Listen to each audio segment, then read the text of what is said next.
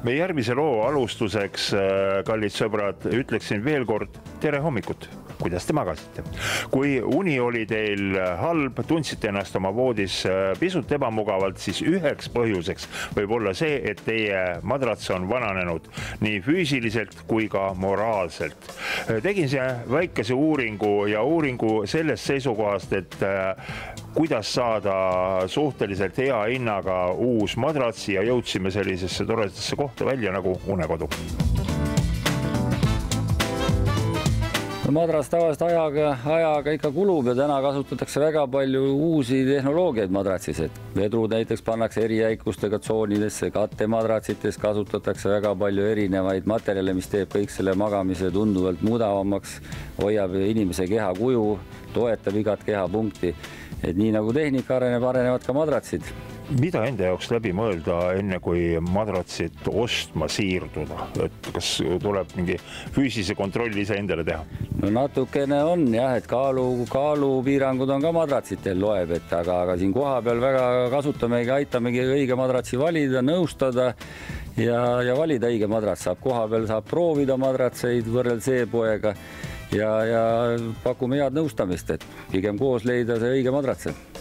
Selline suur voodi, see on tavaliselt nii-öelda perevoodi ja kui nüüd üks inimene eelistab jäigemat, teine pehmemat. Selline variant on ka olemas, et üks suur madrats on kahe eri jäikusega. On ja selle töötasime ka välja just klientide suurel nõudmisel, et ongi, et on soovid erinevad, aga vahest satub ka, et kaalud on erinevad. Siis olemegi teinud selle, et ise välja töötanud sellise madratsi, kus on pooled erineva jäikusega.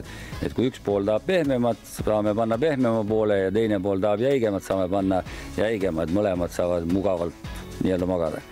Madratsi vedrustusest nii terminoloogiliselt õigesti öeldes pocket vedrudega madrats ei ole tegelikult enam mitte mingisugune uudis, aga ole ja seleta lahti, mida see nüüd tähendab võrreldes tavalisema vedrumadratsiga. Pocket vedru kõige see on, et ta on sõltumatu vedrustus.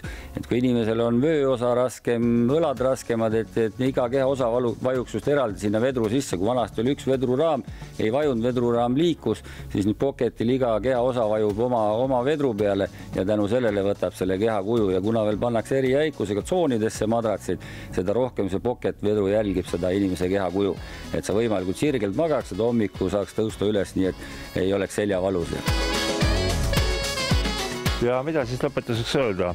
Kui teil tõepoolest kodus on madratsiga ja voodiga probleem, siis leidke unekodu üles ja tulge siia proovi pikutama.